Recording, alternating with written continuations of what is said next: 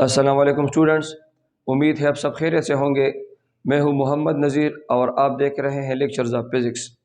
Dear students, آج کے lecture میں ہم پڑھیں گے کولمز لا۔ کولمز لا آپ کے سیکنڈ ایئر پیپر کے لحاظ سے اور MD ایم سی کیوز کے لحاظ سے بہت ہی اہم ٹاپک ہے۔ کولمز لا کے بارے میں بہت سی باتیں ہوں گی۔ Number 1، what is Coulomb's law? Number 2، what is a point charge? Number 3، why Coulomb's law is applicable to point charges only؟ اسی طرح vectorial form of Coulomb's law، is Coulomb's law in accordance with Newton's third law of motion؟ the comparison of Coulomb's force and gravitational force between two bodies، اور ایک مثال بھی ایک example بھی حل کریں گے Coulomb's law پہ۔ تو چلو سٹارٹ کرتے ہیں Coulomb's law۔ what is Coulomb's law؟ Electrostatic کی ڈیفینیشن میں ہم نے دو باتیں لکھی تھی کہ الیکٹروسٹیٹک میں ہم دو چیزوں کے بارے میں پڑھتے ہیں الیکٹرک چارج کے بارے میں۔ Number 1، the properties of electric charges at rest، and number 2، interaction of electric charges at rest۔ properties of electric charges at rest تو چپٹر میں بعد میں آئیں گے۔ سب سے پہلے interaction of electric charges at rest۔ Coulomb's law interaction of electric charges at rest پہ ہے کہ جب دو چارجز ریسٹ میں ہو یا ایک چارج ریسٹ میں ہو اور دوسرا موشن میں ہو، وہ ایک دوسرے کے ساتھ انٹریکشن کرتے ہیں، ایک دوسرے پر فورس ایگزرٹ کرتے ہیں، either attractive اور repulsive۔ اس فورس کو میجر کرنے کے لیے Coulomb's law۔ تو ڈیئر اسٹوڈنٹس، الیکٹرک چارج کا کنسیپٹ دنیا میں بہت پہلے ہی سے ہے۔ تقریباً 500 سال قبل مسیح سے الیکٹرک چارج کا کنسیپٹ دنیا میں آ رہا ہے۔ اسی طرح یہ کنسیپٹ بھی پہلے ہی سے ہے کہ opposite charges attract each other and same charges repel each other. لیکن کتنے فورس کے ساتھ ایک دوسرے کو اٹریکٹ اور ریپیل کرتے ہیں؟ اس فورس کو سب سے پہلے جس سائنسدان نے کوانٹیٹیولی میجر کیا، اس کے لیے سب سے پہلے جس سائنسدان نے قانون بنایا ایک لا کی شکل میں، وہ سائنسدان کولم ہے، چارلس آکسٹن کولم۔ 1785 میں he was the first scientist who measured quantitatively the force of attraction or repulsion between two point static charges۔ تو Coulomb law کی definition: the force of attraction or repulsion between two point static charges is۔ Point charges اور static charges, ان کو میں نے یہاں پر under line کیا ہوا ہے۔ اس پر ہم ٹاپک کے اینڈ میں تفصیل کے ساتھ بات کریں گے۔ پہلے ہم Coulomb لا کو سمجھتے ہیں۔ دو چارجز کے درمیان فورس آف اٹریکشن یا ریپلشن، وہ نمبر 1، یہ force it will be directly proportional to the product of magnitude of charges and it is inversely proportional to the square of the distance between them۔ فرض کریں ہمارے ساتھ دو charges ہے، the first is Q1 and the second one is Q2۔ ان کے درمیان فاصلے کو ہم نے R سے ظاہر کیا۔ تو اگر ہم ان چارجز میں سے کسی ایک کا بھی میگنیچیوڈ زیادہ کریں تو ان کے درمیان فورس زیادہ ہوگا، کیونکہ if is proportional to Q1 Q2 joint proportionality ہے۔ جائنٹ پروپورشنلٹی میں any one of these quantities is increased the force will increase۔ اگر ہم ان چارجز میں سے کسی ایک کو بھی زیادہ کریں تو فورس زیادہ ہوگا، اسی طرح کم کرنے سے کم ہوگا، اور اگر ہم دونوں چارجز ہی کو زیادہ کریں تو فورس تو پھر بہت زیادہ ہوگا۔ اسی طرح اگر ہم ان چارجز کے درمیان فاصلے کو کم کریں تو ان کے درمیان فورس زیادہ ہوگا، اور اگر ہم فاصلے کو زیادہ کریں تو پھر فورس کم ہوگا۔ یہ دونوں سیکشنز، اگر ان دونوں ایکویشنز کو ہم کمبائن کریں تو ہمارے پاس آئے گا F is proportional to Q1 Q2 divided by R square۔ اگر ہم proportionality sign F is proportional to Q1 Q2 divided by R square، proportionality sign کو ہم ہٹاتے ہیں اور اس کی جگہ is equal to سائن لاتے ہیں تو ہمارے پاس ایکویشن میں کانسٹنٹ ضرور آئے گا، constant Q1 Q2 divided by R square۔ اس ایکویشن میں جو کانسٹنٹ ہے اسے K سے ظاہر کیا جاتا ہے، K Q1 Q2 divided by R square۔ This equation is the mathematical form of Coulomb's law. یہاں پر جو K ہے یہ کانسٹنٹ ہے، اس کو ہم کہتے ہیں کولمز کانسٹنٹ. کولمز کانسٹنٹ. اسی طرح اس کو الیکٹرک فورس کانسٹنٹ بھی کہا جاتا ہے. کولمز کانسٹنٹ یا الیکٹرک فورس کانسٹنٹ K، اس کی ویلیو کیا ہوگی؟ تو اس کی ویلیو دو چیزوں پر انحصار کرتی ہے. نمبر 1، اس کی ویلیو انحصار کرتی ہے سسٹم آف یونٹس پہ، کہ کون سے سسٹم میں آپ اس کو کیلکولیٹ کرنا چاہتے ہیں. Its value depends upon number 1 system of units. ظاہر سی بات ہے، اگر ہم CGS سسٹم استعمال کر رہے ہیں تو اس کی ویلیو الگ آئے گی. اگر ہم FPS سسٹم استعمال کر رہے ہیں، وہ تو آپ نے فرسٹ ایئر میں ڈیٹیل کے ساتھ پڑھا ہے، تو پھر اس کی ویلیو الگ ہوگی. اور ہم SI سسٹم استعمال کریں گے تو اس کی ویلیو الگ ہوگی. یہاں پر ہم اس کی ویلیو لکھیں گے سسٹم انٹرنیشنل میں.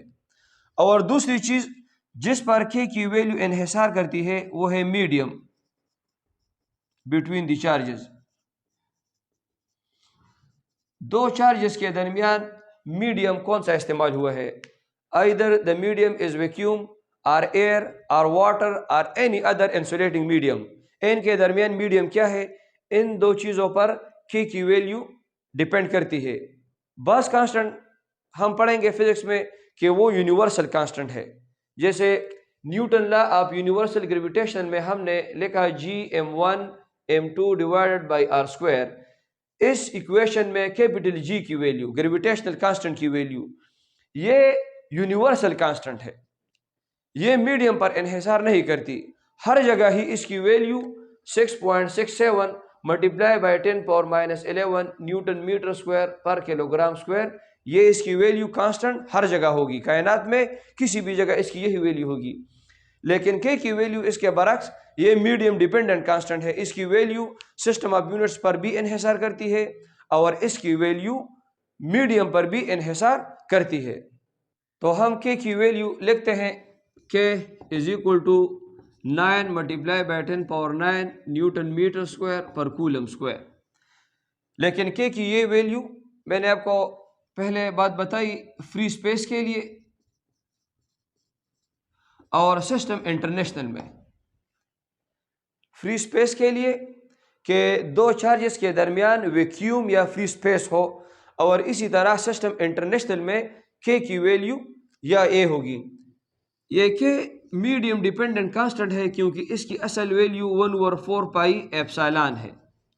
اس ٹاپک پر اس قیمت پر ہم اگلے لیکچر میں تفصیل کے ساتھ بات کریں گے اس پر کہ what is this epsilon. This is called permittivity of the medium.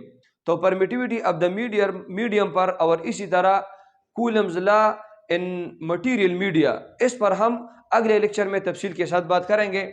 تو یہاں K کی ویلیو جو ہے، یہاں پر ایپسائلان کی ویلیو درج کرنے سے ہی K کی ویلیو 9 × 10⁻9 آتی ہے. تو اس کے بعد ہم ویکٹوریل فارم آف کولمز لا لکھتے ہیں. تو vectorial form of Coulomb's law, vectorial form of Coulomb's law میں ہم بات کریں گے کہ ان فورسز کا ویکٹوریل فارم یہ کیسا ہے، کس طرح ہم لکھتے ہیں اسے. ویکٹرز کے بارے میں آپ نے تفصیل کے ساتھ فرسٹ ایئر میں پڑھا ہے کہ ویکٹرز کو دو باتوں کی ضرورت ہوتی ہے، one is magnitude and the other is direction. اگر ہم ایک ویکٹر کو لکھتے ہیں، فرض کریں ہمارے پاس اے ویکٹر ہے، تو اس کے لیے نمبر 1 میگنیچیوڈ کی ضرورت ہوگی اینڈ نمبر 2 اس کے لیے ڈائریکشن کی ضرورت ہوگی. The direction of a vector is represented by unit vector. Unit vector, it is the vector which shows the direction of a vector only. تو اسی فارم میں ہم ان فورسز کو لکھتے ہیں، ان دو فورسز کو. تو اس کے لیے فرض کریں ہمارے پاس دو چارجز ہے، one is Q1 and the other is Q2. Suppose both charges are positive, then there will be a force of repulsion between both. R is the distance between these two charges. تو یہ دونوں ایک دوسرے پر force of ریپلجن لگائیں گے. یہ force of ریپلجن us direction میں. The force exerted by the charge Q1 on charge Q2, suppose it is represented by F21, and the force exerted by the charge Q2 on Q1, suppose this is represented by F12. اب ہم ان forces کو vector form میں لکھتے ہیں. فرض کریں ہم پہلے لکھتے ہیں F12 K Q1 Q2 divided by R square. تو یہ اس فورس کا صرف میگنیچیوڈ ہو گیا. آپ ادھر دیکھیں ویکٹرز کے لیے میگنیچیوڈ بھی ضروری ہے اور ویکٹرز کے لیے ڈائریکشن بھی ضروری ہے. تو یہاں پر یہ تو اس فورس کی میگنیچیوڈ ہو گئی، لیکن اس فورس کی ڈائریکشن کیا ہوگی؟ تو R21 یہ ایک یونٹ ویکٹر ہے in the direction of F12. This unit vector is along the line joining the two charges. اسی طرح اگر ہم F21 کو لکھیں تو وہ بھی K Q1 Q2 divide by R square. یہ اس کا میگنیچیوڈ ہو گیا اور اس کا direction R12. R12 is the unit vector which is directed from Q2 to Q1 along the line joining the two charges. اب یہاں سے ظاہر ہے ویکٹرز میں آپ نے پڑھا ہے کہ اگر دو ویکٹرز ایک دوسرے کے اپوزٹ ڈائریکشن میں ہو، اگر ہم ایک کو پازیٹیو لے لیں تو دوسرے کو نیگیٹیو لیں گے. نیگیٹیو آف اے ویکٹر آپ نے فرسٹ ایئر فیز میں ڈیٹیل کے ساتھ پڑھا ہے. اسی وجہ سے اگر ہم یہاں پر دیکھیں تو یہ R21 یونٹ ویکٹر جو ہے یہ R12 یونٹ ویکٹر کے اپوزٹ ڈائریکشن میں ہے. R21 مائنس R12 کے برابر ہے. تو یہاں پر ہم R21 کی جگہ مائنس R12 لکھتے ہیں تو یہ F12 اس طرح لکھا جائے گا کہ Q1 Q2 divide by R square and minus R12. اگر ہم مائنس کو باہر لیں مائنس کے Q1 Q2 divide by R square and R12. تو اب یہ ویلیو اس ایکویشن کی طرح ہو گئی کہ Q1 Q2 divide by R square R12 unit vector اور یہ بھی ہے. تو اس وجہ سے اگر ہم اس میں F21 کی ویلیو لگائے تو ہمارے پاس آ جائے گا F12 is equal to minus F21. یہ ہمارے پاس رزلٹ آ گیا ایک رزلٹ. یہ رزلٹ ہمیں یہ بتاتا ہے کہ these two forces are equal in magnitude but opposite in direction. یہ دونوں چارجز ایک دوسرے پر جو فورس ایگزرٹ کر رہے ہیں یہ فورسز میگنیچیوڈ میں برابر ہے لیکن ڈائریکشن میں ایک دوسرے کے اپوزٹ. اسی طرح اگر ہم پازیٹیو اور نیگیٹیو چارج کو لے لیں اپوزٹ چارجز کو تو ان میں بھی اسی طرح کا عمل ہوگا کہ ان پر جو فورسز عمل کرتے ہیں وہ میگنیچیوڈ میں برابر ہوں گے اور ڈائریکشن میں اپوزٹ. تو یہ اس رزلٹ سے ہم کہہ سکتے ہیں کہ Coulomb's law is in accordance with Newton third law. Newton third law کے بارے میں آپ نے فرسٹ ایئر میں پڑھا تھا. Every action has a reaction equal in magnitude but opposite in direction. تو اسی طرح یہ کولم لا بھی نیوٹن تھرڈ لا کے مطابق ہی ہے. یہ دو چارجز ایک دوسرے پر جو فورسز ایگزرٹ کر رہے ہیں وہ اصل میں ایکشن اور ریئیکشن پیئر ہے. ایکشن اور ریئیکشن پیئر وہ میگنیچیوڈ میں برابر ہوتے ہیں اور ڈائریکشن میں ایک دوسرے کے اپوزٹ ہوتے ہیں. اس پر اگر ہم ایک ایگزامپل کریں تو بات آپ کے سمجھ میں آ جائے گی. وہ ایگزامپل ہم کرتے ہیں. فرض کریں ہمارے پاس the first charge is 1 coulomb and the second charge is 10 coulomb. Now we find the force. Suppose R is, for simplicity we take 1 meter. We have to find the force exerted by this charge 1 coulomb on 10 coulomb and the force exerted by 10 coulomb charge on 1 coulomb charge. بعض students کا خیال ہوتا ہے کہ یہ 1 coulomb charge 10 coulomb پر کم force exert کرے گا اور 10 coulomb charge 1 coulomb پر زیادہ فورس ایگزرٹ کرے گا. حالانکہ اس طرح نہیں ہے. ہم نے اس رزلٹ میں بات کی کہ یہ نیوٹن تھرڈ لا کے اکارڈنس ہے، یہ دونوں فورسز میگنیچیوڈز میں برابر ہوں گے، ڈائریکشن میں اپوزٹ. تو دیکھیں اگر ہم F12 معلوم کرنا چاہتے ہیں کہ Q1 Q2 divide by R square, صرف میگنیچیوڈ ہی ہم معلوم کریں گے، تو کہ Q1 1 coulomb Q2 10 coulomb divide by R square 1 square, تو یہ آ جائے گا 10K نیوٹن.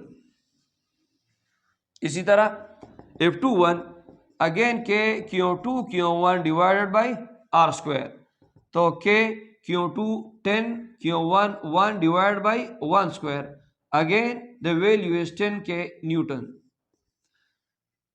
تو ہمارے پاس یہ رزلٹ آ گیا. اس رزلٹ سے یہ بات واضح ہے کہ یہ دونوں چارجز ایک دوسرے پر جو فورس لگاتے ہیں وہ میگنیچیوڈ میں برابر ہے، صرف ڈائریکشن میں وہ ایک دوسرے کے اپوزٹ ہوں گے. So Coulomb's law is in accordance with Newton third law of motion. اس کے بعد ہم کرتے ہیں لمیٹیشنز آف کولمز لا. تو لمیٹیشنز آف کولمز لا کہ کولمز لا کے لیے جو دو شرائط ہم نے پہلے ٹاپک ڈیفینیشن میں لکھے.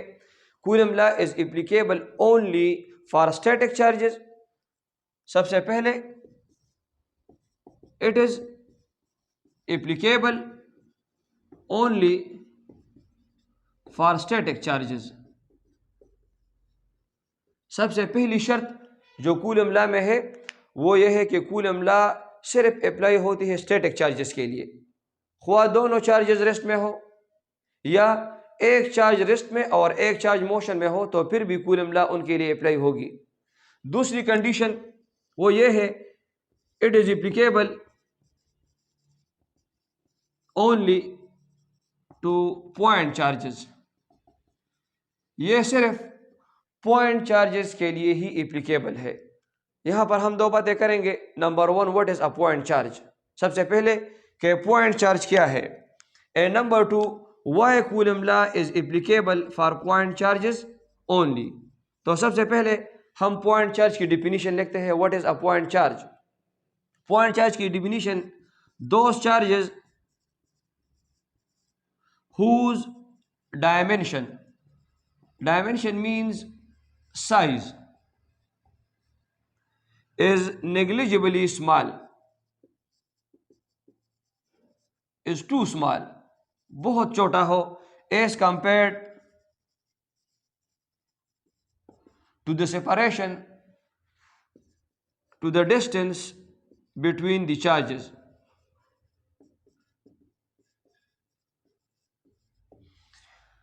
اگر ایک چارج ہم لے لیں اور اس چارج کے سائز ان چارجز کے درمیان فاصلے کے لحاظ سے بہت ہی زیادہ چھوٹا ہو تو اس کو ہم پوائنٹ چارج کہتے ہیں.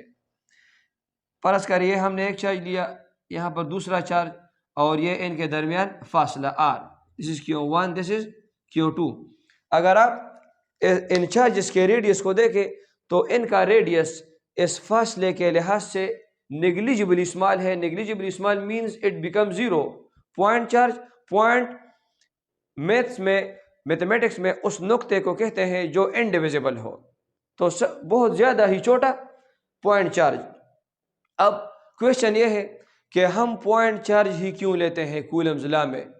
تو اس کو اسٹڈی کرنے کے لیے کہ ہم کولمز لا میں پوائنٹ چارج ہی کیوں لیتے ہیں، اس کی وجہ ہم لکھتے ہیں. The question is why Coulomb law is applicable for point charges only، کہ ہم پوائنٹ چارج کیوں لیتے ہیں؟ تو اس کی وجہ یہ ہے the distance for point charges، the distance is unique between the charges. یہ مین وجہ ہے. کولمز لا میں F is equal to K Q1 Q2 divided by R square. اس میں جو R استعمال ہوا ہے یہ ان دونوں چارجز کے درمیان فاصلہ ظاہر کرتی ہے. تو اگر ہم پوائنٹ چارجز لیں گے ان کے درمیان فاصلہ ایک ہی رہتا ہے. اب اگر ہم پوائنٹ چارجز نہیں لیتے یہ پوائنٹ چارج ہے اور اس طرف ایک ایکسٹینڈڈ چارج ہے جس پر چارجز ڈسٹریبیوٹ ہے. تو اس پر کوشچن ارائز ہوتا ہے کہ ہم ان کے درمیان فاصلہ، یہ فاصلہ لیں گے، یہ فاصلہ لیں گے، یا یہ لیں گے، یا اس طرف لیں گے. یہ ان کے درمیان فاصلہ یونیک نہیں رہتا. یہاں پر ہم آر کی ویلیو پھر کون سی والی پٹ کریں گے؟ اسی وجہ سے ایک تو فاصلہ یونیک نہیں رہتا، آر بھی یونیک نہیں رہتی. اسی طرح یہ چارج جو اس پر فورس لگا رہا ہے اس کی ڈائریکشن اس طرف ہے، یہ اس پر فورس لگا ہے وہ ڈائریکشن اس طرف ہے، تو فورس کی ڈائریکشن بھی ویری ہو رہی ہے. اسی طرح آر کی ڈائریکشن بھی چینج ہو رہی ہے. اسی وجہ سے ہم پوائنٹ چارج ہی لیتے ہیں کولمز لا میں. اس کے بعد ہم کرتے ہیں comparison between gravitational force and Coulomb's force. اس کا مطلب یہ ہے کہ گریویٹیشنل فورس میں اور کولمز فورس میں کون سا فورس سٹرانگر ہے اور کون سا فورس ویکر ہے. تو اس کو ہم کرتے ہیں. اس کے بارے میں آپ کو ایک مثال ہی آپ کو لکھ دوں تو اس سے آپ سمجھ جائیں گے. فرض کریں ہم دو الیکٹران کے درمیان گریویٹیشنل فورس کو بھی معلوم کرنا چاہتے ہیں اور دو الیکٹرانز کے درمیان اس الیکٹروسٹیٹک فورس کو بھی معلوم کرنا چاہتے ہیں. تو اس کے لیے ہم ایک یہ ایکویشن استعمال کریں گے کہ Q1 Q2 divided by R square, this is electric force, اور ایک gravitational force Gm1 M2 divided by R square. ہم دو الیکٹرانز کے درمیان یہ دونوں فورسز معلوم کریں گے. تو یہاں پر ہمیں ضرورت ہوگی charge of electron. Charge of electron ہم نے پہلے لیکچر میں پڑھا تھا، وہ E سے ریپرزینٹ کیا جاتا ہے. یہاں پر ماس چونکہ دونوں الیکٹران ہی ہے، M1 M2 برابر ہوں گے، ان کو ہم M سے ڈینوٹ کرتے ہیں. اسی طرح Q1 اور Q2 بھی ایک دوسرے کے برابر ہے، ان کو ہم E سے ظاہر کرتے ہیں. تو یہ ایکویشن بن جائے گا if E is equal to K E multiply by E divided by R square، اور یہ بن جائے گا if G is equal to G M divided by R square. تو یہ K E square divided by R square اور اسی طرح یہ G M square divided by R square. اب اگر ہم ان کا موازنہ کرنا چاہے تو ہم ان کی ریشو معلوم کریں گے if E divided by F G، if E K E square divided by R square، if G G M square divided by R square. تو K E square divided by R square اور یہ الٹ ہو جائے گا R square divided by G M square، یہ ایک دوسرے کے ساتھ کینسل ہو جائیں گے. تو ہمارے ساتھ رہ جائے گا K E square divided by G M square. اب ان سب چیزوں کی ویلیوز جو ہے وہ کانسٹنٹ ہے، نون ہے. ویلیوز درج کرنے سے if E divided by if G will be equal to K 9 multiplied by 10 power 9 E square 1.6 multiplied by 10 power minus 19 whole square divided by G 6.67 multiplied by 10 power minus 11 and multiplied by M square 9.11 multiplied by 10 power minus 31 kg whole square. یہ calculation کرنے سے یہ calculation اس سے آئے گا 10 power 42. The ratio between electric force between two particles to the ratio when there is gravitational force between the two particles is 10 power 42. It means the electric force is 10 power 42 times greater than the gravitational force. Electric force gravitational force سے 10 کی طاقت 42 گنا زیادہ ہے. اگر gravitational force بھی electric force کی طرح اسٹرانگر ہوتی تو پھر کیا ہوتا؟ پھر this universe will be pulled into a tight ball. ہمارے سارے یونیورس ایک چھوٹے سے بال کے فارم میں آ جاتا کیونکہ ہر چیز ایک دوسرے کو اس فورس سے اٹریکٹ کرتی. تو یہی وجہ ہے گریویٹیشنل فورس جو ہے وہ الیکٹرک فورس سے کئی گنا کم ہے اور الیکٹرک فورس اس سے زیادہ ہے. ایک بات آپ کو یاد رکھنی ہے، وہ ہم انشاءاللہ آخری چپٹر میں ڈیٹیل کے ساتھ کریں گے.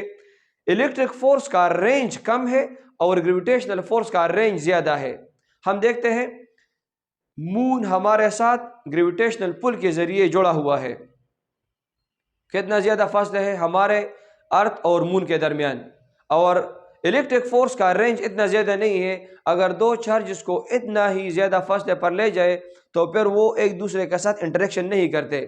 تو ایک بات، electric force is stronger than gravitational force, but the range of gravitational force is greater than electric force. تو یہ ہوا comparison of electric force and gravitational force. اسی طرح اس کے بعد ہم ایک ایگزامپل اسائنمنٹ آپ کے بک میں کولمز لا پہ جو ایگزامپل ہیں وہ تو آپ بک میں حل کیے ہوئے ہیں. اس پر ایک اسائنمنٹ ہے جو اس بک میں اس کا سلوشن نہیں ہے، میں وہ اسائنمنٹ آپ کو کروں گا. اس ایگزامپل کو ہم سالو کرتے ہیں کولمز لا پہ.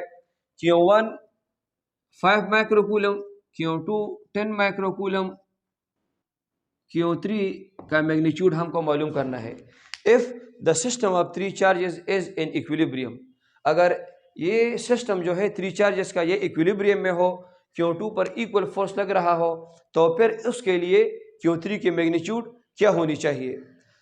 تو جب دو یہ سسٹم آف چارجز ایکویلیبریم میں ہے تو the force exerted by the charge Q1 and Q2 will be equal to the force which is exerted by the charge Q3 and Q2. So we can write F12 is equal to F23.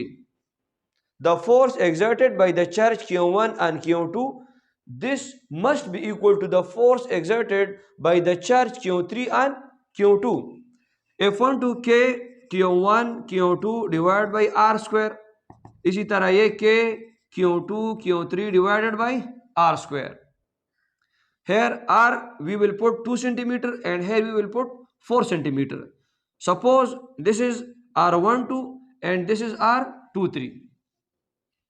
Values put کرنے سے سب سے پہلی تو K کی value ایک دوسرے کے ساتھ ختم ہو گئی، Q2 بھی ایک دوسرے کے ساتھ ختم ہو گیا، تو ہمارے ساتھ جو رہ گیا Q1 divide by R12 square is equal to Q3 divided by R23 whole square. اگر یہاں سے ہم Q3 کی ویلیو معلوم کرنا چاہتے ہیں تو R23 اسکوائر سے یہاں پر بھی ملٹیپلائی کریں گے اور R23 اسکوائر سے یہاں پر بھی ملٹیپلیکیشن کریں گے، تو ہمارے پاس رہ جاتا ہے Q3 کی value Q1 divided by R12 whole square multiply by R23 whole square. اب ویلیوز پٹ کرنے سے Q1 کی ویلیو 5 micro coulomb, 5 multiply by 10 power minus 6 coulomb divide by R12 is 2 centimeter, 2 multiplied by 10 power minus 2 whole square, and R23 is 4 centimeter, 4 multiplied by 10 power minus 2 whole square. 5 multiplied by 10 power minus 6 divided by 4 multiplied by 10 power minus 4, 16 multiplied by 10 power minus 4. 10 power minus 4 اور 10 power minus 4 ایک دوسرے کے ساتھ ختم ہوئے. 4 1s are 4, 4 4s are 16, یہاں پر 4 4 5s are 20, 20 multiplied by 10 power minus 6. تو Q3 کی ویلیو اگر ہم کہتے ہیں کہ یہ سسٹم آف چارجز ایکویلیبریم میں ہے تو اس کے لیے Q3 کی ویلیو 20 مائکرو کولم ہونی چاہیے. تو امید ہے آپ یہ ٹاپک سمجھ گئے ہوں گے. اسی کے ساتھ ہم اپنا آج کا لیکچر ختم کر رہے ہیں. آپ کو یاد رہنا چاہیے کہ ہم اگلے لیکچر میں بھی کولمز لا پہ بات کریں گے. اس میں 2-3 چیزیں رہ گئی. وہ چیزیں یہ Coulomb's law in material media, what is permittivity and what is relative permittivity. تو اگلے لیکچر میں ہم انشاءاللہ ان تینوں چیزوں پر تفصیل سے بات کریں گے.